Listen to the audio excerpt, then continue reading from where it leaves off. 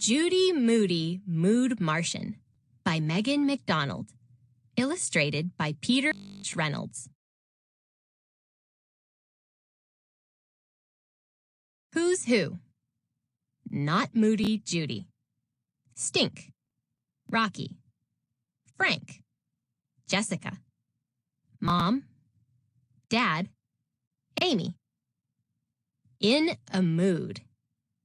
She, Judy Moody, was in a mood. A sour ball mood. A mad face mood. All because school pictures had come home that day. If Stink came into her room, he would ask to see her school picture. And if he asked to see her school picture, he would see that she had been wearing her "I am a girl, hear me roar" t-shirt, the same one she wore today. And if he saw her wearing her roar t-shirt in her school picture, he would also see that she looked like Sasquatch, with bird's nest hair in her face and in her eyes. Mom and Dad were going to freak. Just once, we'd like to have a nice school picture of our girl, Dad had said just this morning. Maybe this will be the year, Mom had said. But third grade was no different. Moody. If you are moody, your feelings change often and quickly. Judy spread out her school pictures on the floor. She looked like a clown, kindergarten. A one-eyed pirate, second grade. Sasquatch, third grade. If only Mom and Dad would forget about school pictures this year. Fat chance. Maybe Judy could pretend the dog ate them. Too bad the Moodys didn't have a dog. Only Mouse, the cat. She could say that an evil school picture bandit erased them from the master computer. Hardly. To make things worse, Rocky had grabbed her Sasquatch picture in class and wouldn't give it back. Then he passed it to Frank, which made Judy yelp and jump up out of her seat instead of doing her math. That's when Mr. Todd said the A word. Antarctica.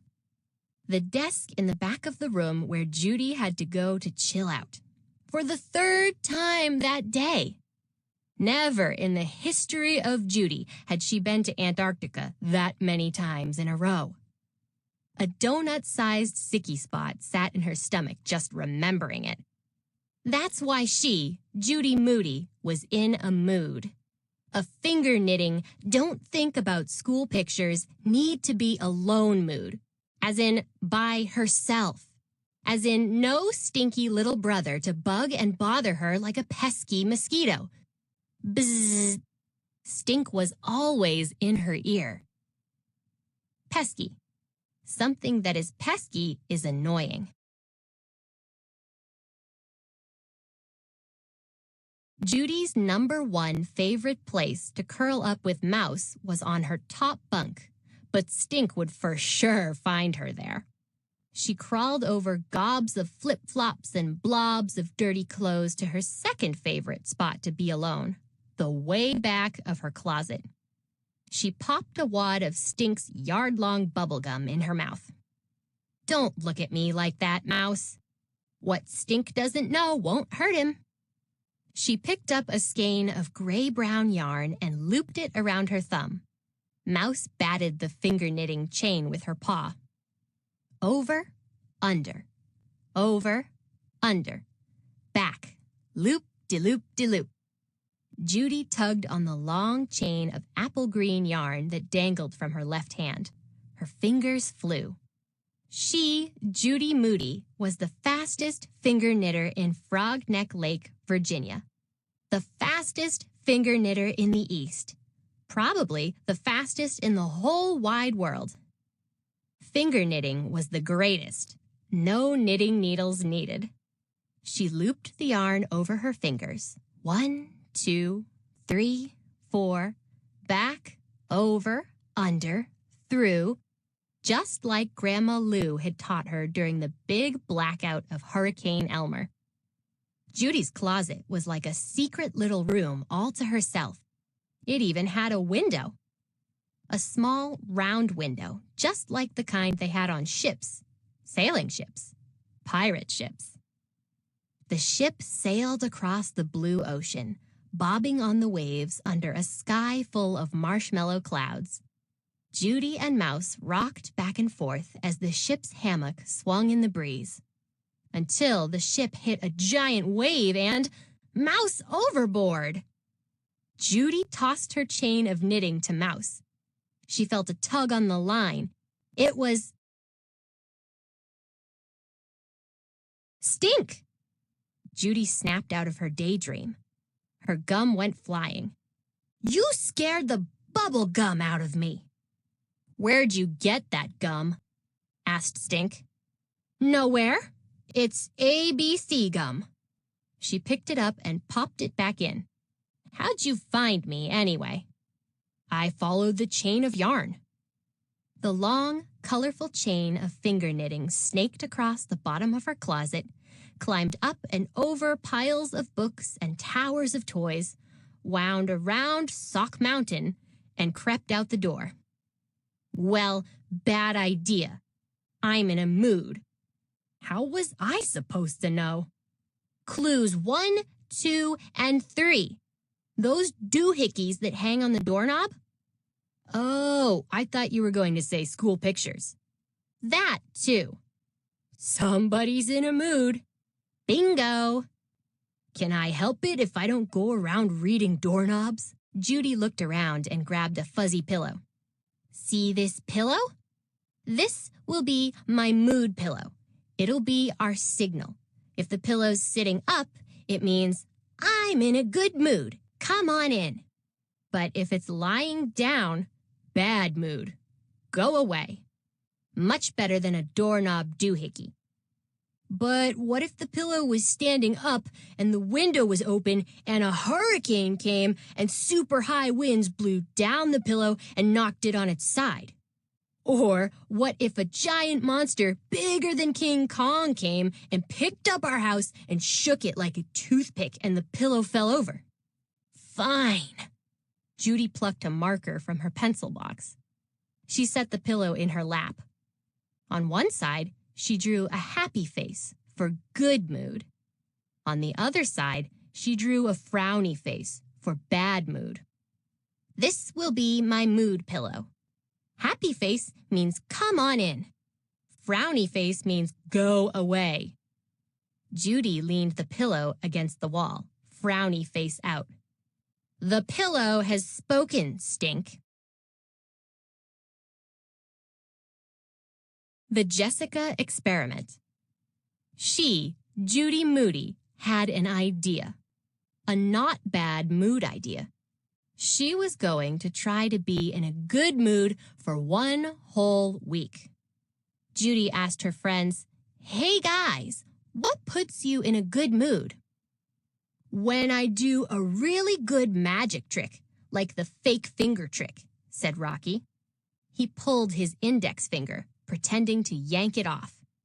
"If everybody claps and is amazed, it puts me in a good mood." "Uh-huh." Judy scribbled a note to self. "I get in a good mood when I'm done with my homework," said Frank. Uh-huh. Judy looked at her notes. Next, it was Amy's turn. "Writing stories puts me in a good mood. I dream stuff up and make it into a book and illustrate it." Illustrate. If you illustrate a book, you draw pictures that go with the story. Judy scribbled some more. She looked at her notes. 1. Magic trick. 2. Homework. 3. Write a story. "I can do this," said Judy. "Do what?" asked Amy. "Do what?" asked Rocky and Frank. Nothing. Never mind." Judy ran home and took out her list. Magic trick. She tried a magic card trick on Stink, but all she did was spill the deck of cards everywhere. Homework. Judy did not see how homework would put her in a good mood. She crossed it off the list. Write story. Judy tried to write a story. This story could go on and on and on. What a lemonhead! Writing a story was so not putting her in a good mood. Who else could she get ideas from? Mom? Dad? Stink? It had to be somebody smart and somebody who never got sent to Antarctica.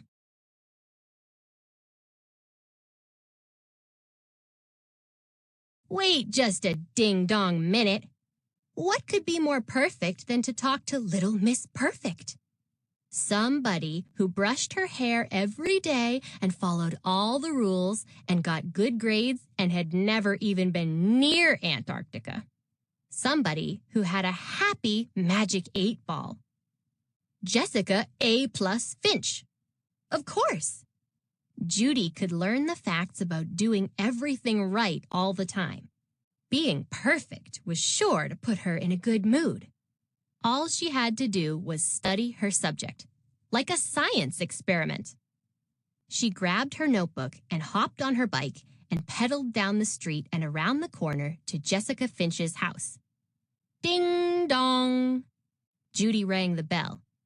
Jessica A. Not Ardwolf opened the door. Judy Moody? What are you doing here? She could not tell Jessica Tell-All Finch her secret. Then the whole world would know. I thought we could hang out, said Judy. But you never want to hang out. Never say never, said Judy, pushing past Jessica. Can I come in?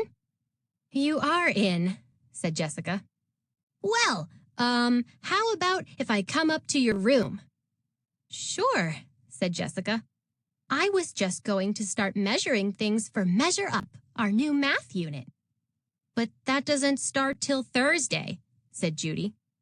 I like to get a head start, said Jessica. Judy perched on the edge of the bed next to Jessica. She bounced up and down, testing out the jump factor. My mom doesn't like me to bounce on the bed, said Jessica. Check, said Judy. She scribbled, "Do not bounce on bed" in her notebook. Judy stared sideways at Jessica.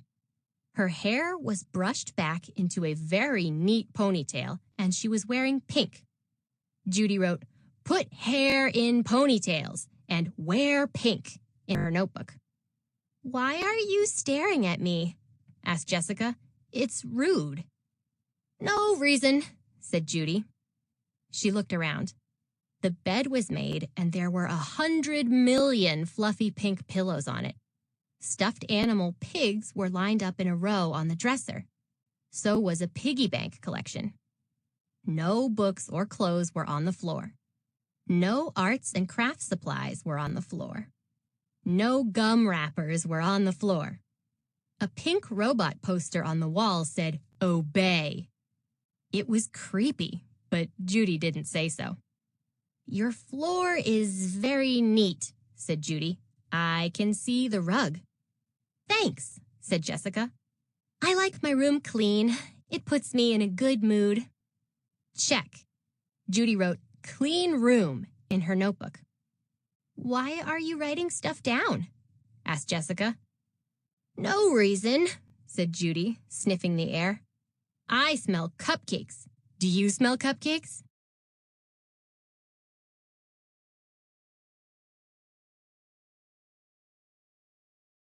Jessica cackled. That's my lip gloss. She flipped open a teeny tiny pink plastic cupcake. Inside was gooey lip stuff. Judy tried some. Yum, yum. Maybe cupcake lip gloss was another key to a good mood. Judy wrote down, wear cupcake lip gloss. You like smiley faces, huh? In Jessica's room, Judy saw a smiley face pillow, pencil holder, and paper clips. She saw smiley face sunglasses and slippers. Even a smiley face mobile hung over Jessica's desk. She picked up Jessica's smiley face magic 8-ball. Can I try? Jessica nodded. Judy had a burning question, but it was a secret. So she asked herself the question silently. Will I be able to stay in a good mood for one whole week? She shook the happy 8-ball. Nice outfit. She asked the question and shook it again. Your breath is so minty. She tried again. You smell great. It keeps telling I smell great, said Judy. It's the lip gloss. Jessica nodded knowingly. Want to do homework now? Judy wrote, do homework on time in her notebook. She also got out her positively pink see-through ruler. She got out her positively pink tape measure. She even had a positively pink yardstick. Wow, you have a yardstick? I have a yardstick of bubblegum. It's this long. She stretched out her arms. Well, it used to be. There's actually only 2 3/4 inches of gum left. But the box is a yard-long ruler, for real, and it has jokes and...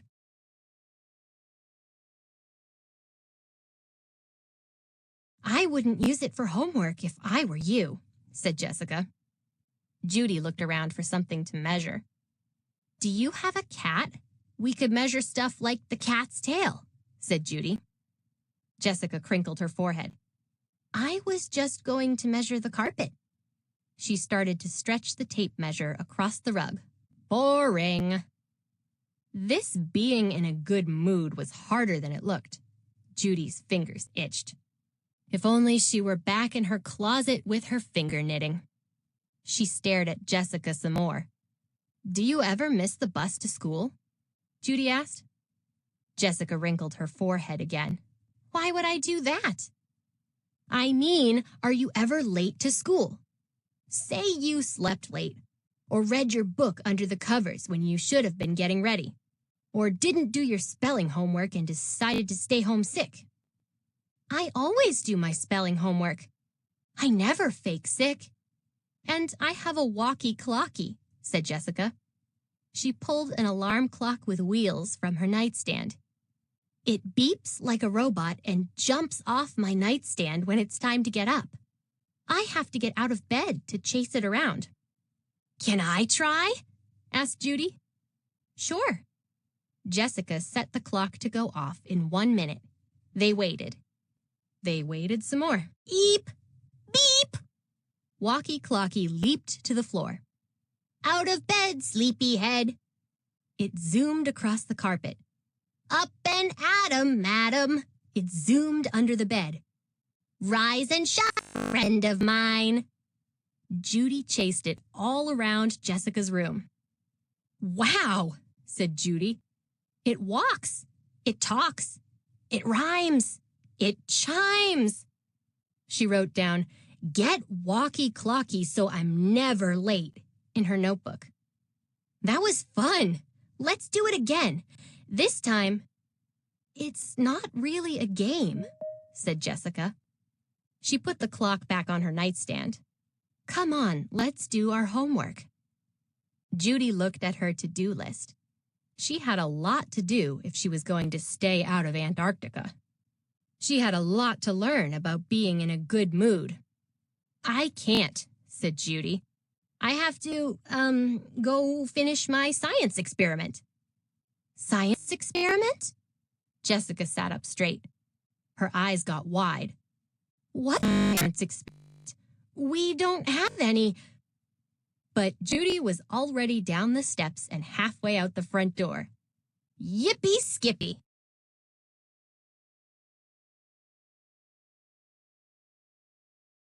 Spaghetti Yeti.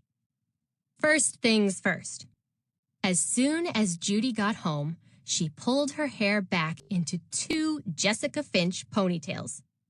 Then she cleaned up her room like a friend without an R. F-I-E-N-D, spelling word number 23 on Mr. Todd's homework list.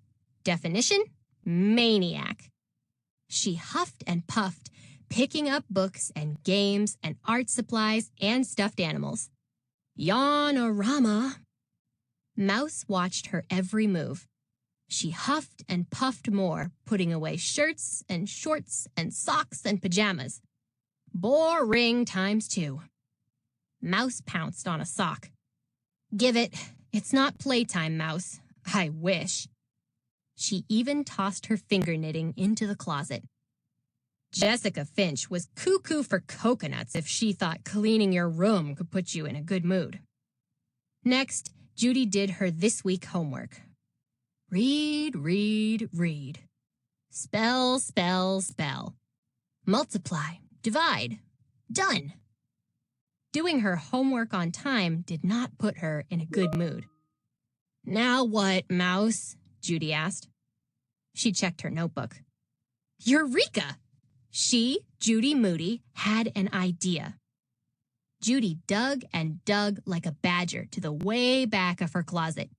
She pulled out her last year Christmas presents. Under the hand-knitted dancing mouse sweater from Grandma Lou was a present from Nana and Gramps in California. It was not a way cool make-your-own gum kit. It was not a way cool make-your-own seashell nightlight kit. It was a make-your-own lip gloss kit. Cotton candy, chocolate, cupcake! Double exclamation points! Last Christmas, Judy would not have been caught dead wearing smelly lip gloss. But that was before the Jessica experiment. She had to try it now, in the name of good moods. Judy did not want to mess up her clean room, so she messed up the bathroom instead. Warm water, sticky hands, smelly flavor, and voila! Cupcake lip gloss. Judy looked in the mirror and smacked her lips. Yum, yum. She licked her lips. Oops. Now she needed more lip stuff. Smack, smack, smack. Lip smacking good. Cupcake lip stuff did put her in a bit of a better mood. Who knew? Judy went back to her room. Sing a song of tuna fish. Her finger-knitting chain snaked and snarled out the closet door, up, over, and around the doorknob, across the dresser, and onto the floor, where Mouse was curled up sleeping on a heap of it. Snarled. If something is snarled, it is twisted and tangled.